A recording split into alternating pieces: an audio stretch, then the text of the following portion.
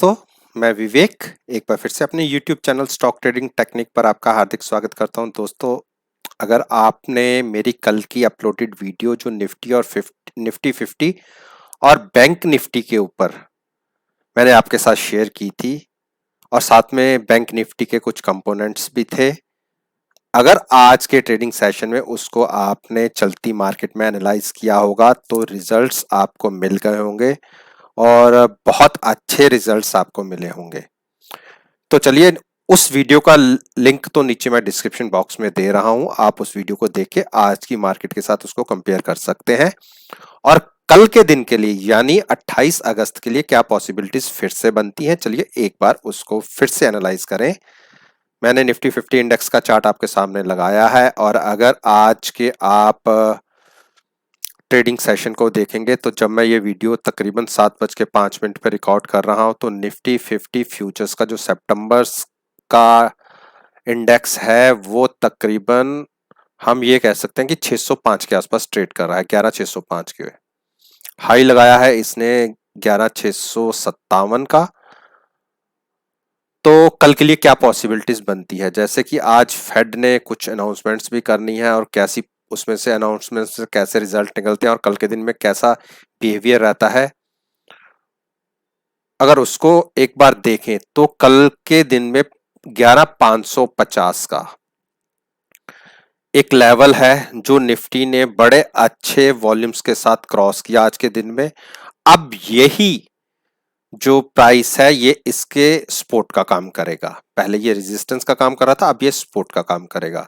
तो जब तक प्राइस इसके ऊपर बना हुआ है हम इसमें बुलिश हैं। किसी को भी बाइंग साइड पे बैठना है 11550 का स्टॉप लॉस लगा के आप बाइंग में बैठ सकते हैं। अगर कल की ओपनिंग अच्छी आती है ऊपर की तरफ तो हम ये कह सकते हैं कि मैंने एक टारगेट निफ्टी के अंदर तकरीबन 11900 के आसपास का मेंशन किया हुआ है। देखिए, ये देखिए ऊपर 11909 का। अब देखते हैं कि ये कितने दिनों में अचीव होता है, लेकिन जैसी रफ्तार निफ्टी की चल रही है उससे पॉसिबिलिटी लगती है कि हो सकता है कि हम 1 या 2 वीक में इसको क्रॉस कर दें। लेकिन एक चीज जो काफी डरा रही है वो है आरएसआई ओवरबॉट पोजीशन में पहुंचने वाला है। आप देखिए, जब आरएसआई 70 से अबव होता है, 71 72 के आसपास होता है, तो इसमें एक फिर से डिप देखी जाती है जो 300 से 350 पॉइंट के आसपास की होती है। तो हम ओवरबॉट जोन में पहुंच चुके हैं। लेकिन अगर एमएसीडी को देखें तो एक बुलिश क्रॉसओवर देखने को मिला है, लेकिन अभी 2 दिन पहले ही ये क्रॉसओवर हुआ है। लेकिन वॉल्यूम्स अच्छे जनरेट होने चाहिए तभी हम 900 की तरफ पहुंच पाएंगे। अब हमें नेगेटिव कब होना है या ट्रेंड रिवर्सल हम कब दिखे कि हम अपनी पोजीशन को स्केयर ऑफ करके रिवर्स में अपनी पोजीशन क्रिएट करें। उसके लिए हमें नजर रखनी होगी जो लेवल है तकरीबन 11508 का या 510 का। जब तक हम इसके ऊपर बने हुए हैं तब तक डरने की कोई बात नहीं है और 11450 का लेवल टूटते ही हमें कॉन्शियस होना है और अपने ट्रेड को स्केयर ऑफ करके शॉर्ट साइड पर ट्रेड लेने हैं। तो उम्मीद करता हूं कि आपने ये नोट कर लिया होगा। अब मैं बात करता हूं निफ्टी बैंक की।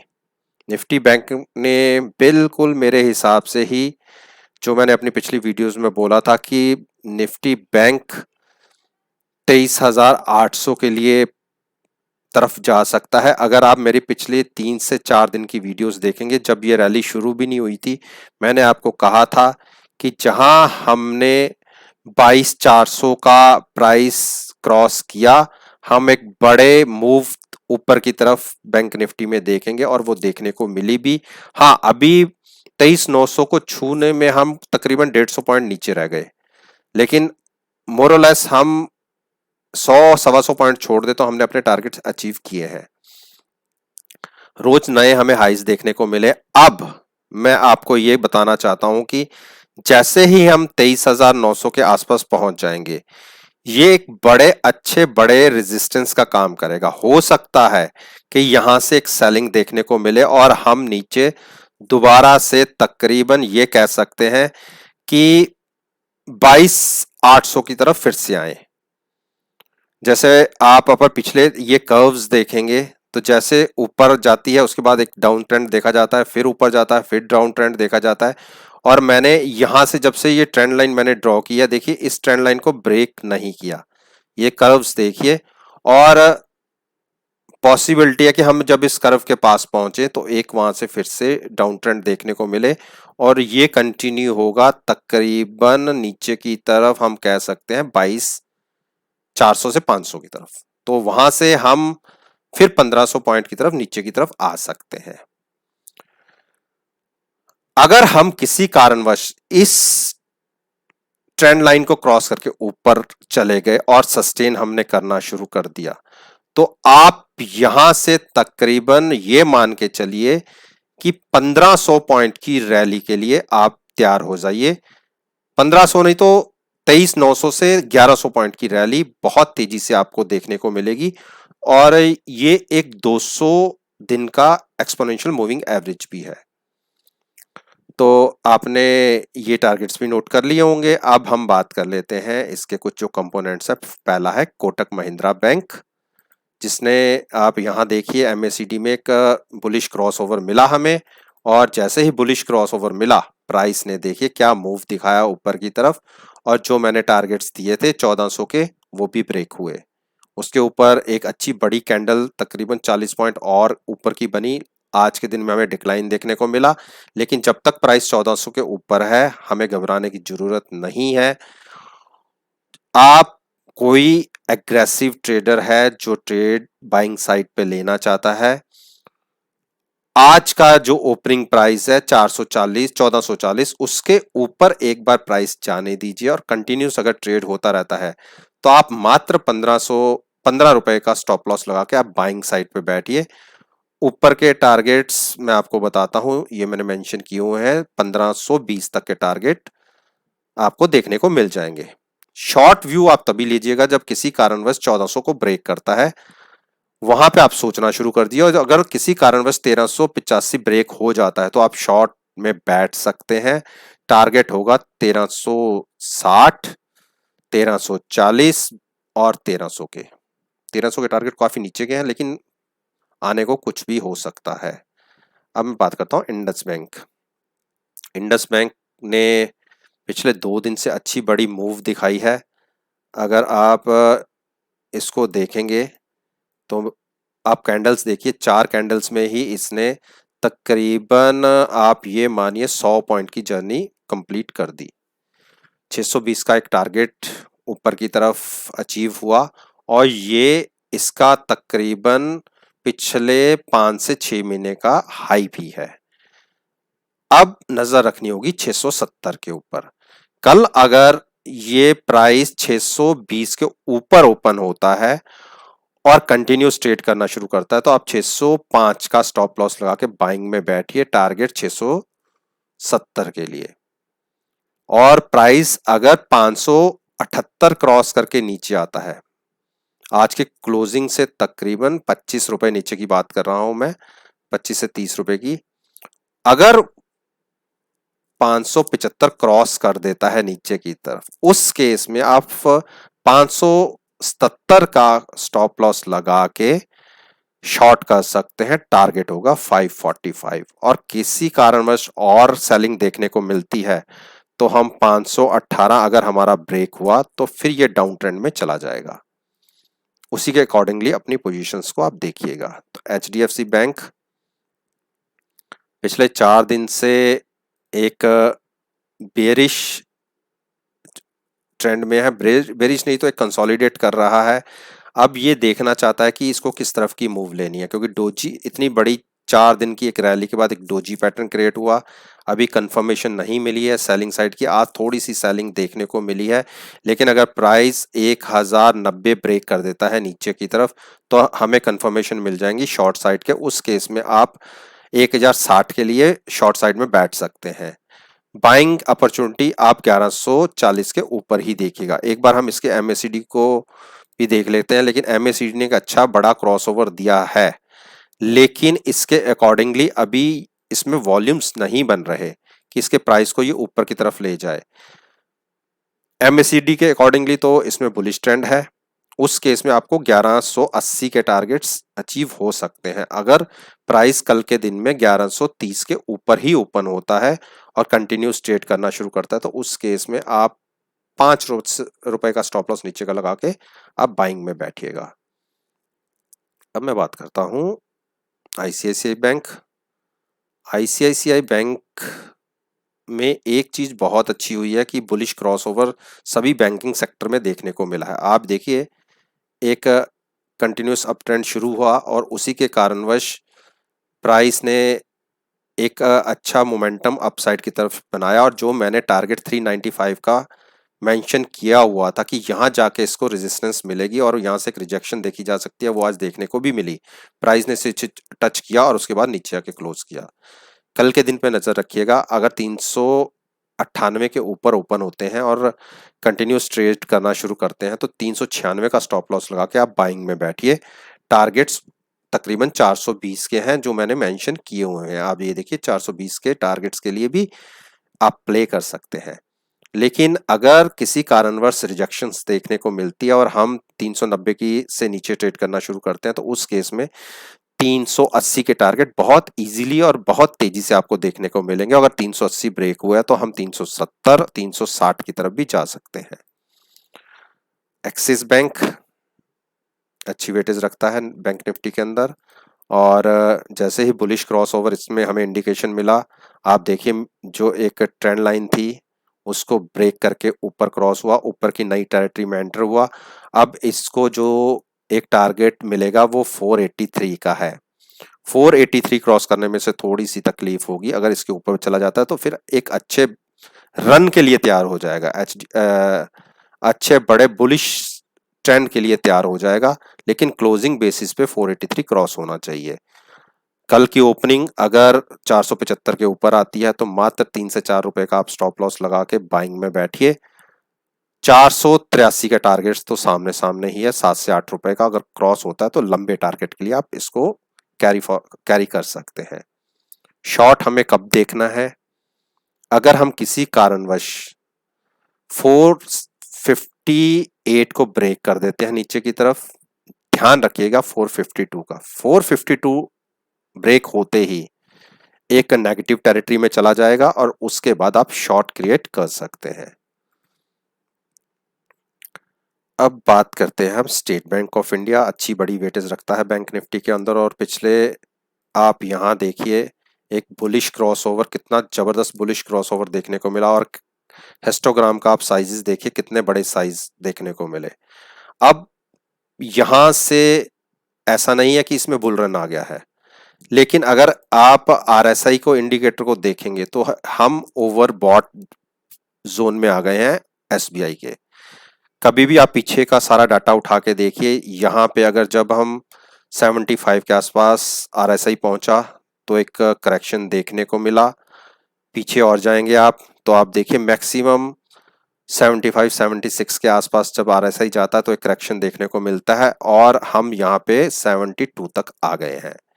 अब पॉसिबिलिटी इसके हिसाब से देखा जाए तो एक करेक्शन की बन सकती है, और क्योंकि आज इसको मेरे ये जो ट्रेंड लाइन के हिसाब से 217 का प्राइस निकलता है, 218 का, वो इसने क्रॉस नहीं किया।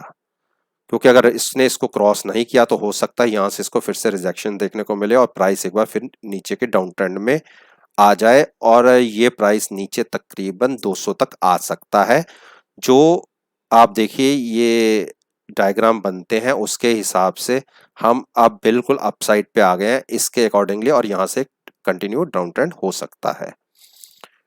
तो एसबीआई की भी मैंने आपसे बात कर ली। अब मैं बात करता हूं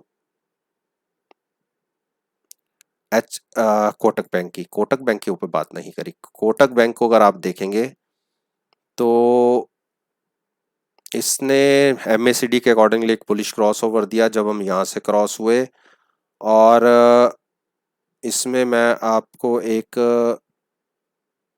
हम ये कह सकते हैं कि कोटक बैंक में, सॉरी कोटक बैंक की मेरी बात हो चुकी है आपने 1600 के टारगेट के लिए मैंने बात कर ली। चलिए फिर भी बता देता हूँ, इसमें अब जो छोटा सा टारगेट अब 460 का दिखता है, वहां पे इसे थोड़ी सी रेजिस्टेंस देखने को मिलेगी। मैं मेंशन कर देता हूँ 460 की, 1460 की, सॉरी। थोड़ा सा इसे यहाँ पे करेक्शन 74 के आसपास, तो 1474-75 का एक टारगेट पे नज़र रखने वाली बात है। और आज इसने एक रिजेक्शन दिखाई भी है। अब देखते हैं कि कंफर्मेशन को कहाँ मिलती है। इसके में अगर किसी को बाइंग साइड पे बैठना है तो आप आज का जो हाई था, जो ओपन था 445, उसके ऊपर ट्रेड होने दीजिए। उस केस में आप मात्र नीचे का 5 रुपए का स्टॉप लॉस लगा के 1475 से लेके 80 के टारगेट के लिए आप प्ले कर सकते हैं। शॉर्ट में अभी हम नहीं इसमें देखेंगे। अब मैं बात करता हूं आपके साथ HDFC की। HDFC एक अच्छा दिग्गज शेयर है जो निफ्टी 50 के अंदर अच्छी बढ़िया वेटेज रखता है, और मैंने आपको बताया था कि एक ये रेंज में है, जब ये अपनी 1835 के ऊपर निकलेगा और सस्टेन करना शुरू करेगा तो एक बड़ी मूव आपको 1890 तक आएगी। और आपने देखिए आज का जो हाई लगा 1881 का लगा, लेकिन इसने इसको क्रॉस नहीं किया। अगर 1890 को क्रॉस करके ये सस्टेन करना शुरू कर देता है तो आप अगला टारगेट जो बड़ा आएगा वो आएगा 2100 का। 2100 के लिए HDFC बैंक तैयार हो रहा है। इसको पहली जो टारगेट बनेगा वो 1945 का बनेगा। मैं इसको भी मेंशन कर देता हूं। पहला टारगेट आपको 1940 का मिलेगा, और उसके बाद का बड़ा टारगेट आपको मैंने 2100 का बता दिया। अब बात करते हैं हम, और नीचे के लिए जब तक 1800 ब्रेक नहीं होता तो शॉर्ट में इसमें नहीं बैठना। उस केस में आपको 1735-40 के टारगेट इजीली देखने को मिल जाएंगे। अब मैं बात करता हूं रिलायंस की। रिलायंस आपको पता है कि स्टॉक मार्केट का सबसे बड़ा मार्केट कैप वाला स्टॉक है, और 15% की वेटेज निफ्टी के मूवमेंट में केवल रिलायंस का ही हाथ है। और अगर रिलायंस की पिछले 1 महीने की जर्नी देखेंगे तो कोई खास नहीं है। ऊपर की तरफ 2200 और नीचे की तरफ 2100 के आसपास की जर्नी है, 100 पॉइंट के आसपास। रिलायंस पिछले 1 महीने से इसी दायरे के अंदर घूम रहा है। बुलिश ट्रेंड इसमें कब शुरू होगा? जब ये फिर से 2195 क्रॉस करके ऊपर ट्रेड करना शुरू करेगा। उस केस में आप कह सकते हो कि इसमें ऊपर 100 पॉइंट की रैली आए, 200 पॉइंट के आए, क्योंकि इसकी ये ऑल टाइम हाईज ही है। इसका कंपैरिजन मैं पिछले किस प्राइस से कर सकता हूं? कहीं भी नहीं कर सकता, तो क्योंकि ये टॉप पे है तो उसके ऊपर तो बायर्स के ऊपर डिपेंड करता है कि इसको कहां तक ले जाएंगे। लेकिन हाँ, नीचे की तरफ की बात हम कर सकते हैं। अगर किसी कारणवश प्राइस 2100 के नीचे चला जाए, और कई बार गया भी है, मैं कहता हूं कि प्राइस को आप तकरीबन 2000 तक गिरने दीजिए, वहां तक वेट कीजिएगा, क्योंकि इसमें बुल ट्रैप हो सकते हैं आप। अगर प्राइस 2000 तक गिर जाता है तो एक अच्छी बड़ी सेलिंग अगर निफ्टी को नीचे की तरफ गिराना है तो रिलायंस के द्वारा ही गिराई जा सकती है। तो इन दो प्राइसेस पे नजर रखिए। उस केस में तब आप शॉर्ट नीचे बना सकते हैं। अदरवाइज रिलायंस रोज मूवमेंट नीचे की तरफ देता है, लेकिन अल्टीमेटली फिर क्लोज ऊपर की तरफ ही जाके होता है। तो अभी इसमें कोई ट्रेड ऐसा बनता नहीं है। तो दोस्तों, ये वो 10 स्टॉक्स थे जो निफ्टी 50 के अंदर अच्छी बड़ी वेटेज रखते हैं, जिसके ऊपर मैं रोज आपसे बात करता हूं और कहता हूं कि नेक्स्ट डे में आप मार्केट में इसका कंपैरिजन इन पर्टिकुलर स्टॉक के प्राइसेस के साथ कर सकते हैं। तो अगर आपको मेरी वीडियो पसंद आई है तो मेरे YouTube चैनल को ज्वाइन कीजिए, मेरे चैनल को सब्सक्राइब कीजिए, और साथ में बेल आइकन का बटन प्रेस करना मत भूलिएगा, जिससे नोटिफिकेशन डायरेक्टली आप तक पहुंच सके। और दोस्तों ये वीडियो केवल मैं आपके लिए सीखने के पॉइंट ऑफ व्यू से ही शेयर करता हूँ। मैं कभी नहीं कहता कि इस वीडियो को देखकर आप मार्केट में कोई पोजीशन क्रिएट करें। तो इसी बात के साथ मैं आपसे विदा लेता हूँ और एक नई वीडियो के साथ फिर से सामने आऊँगा। तब तक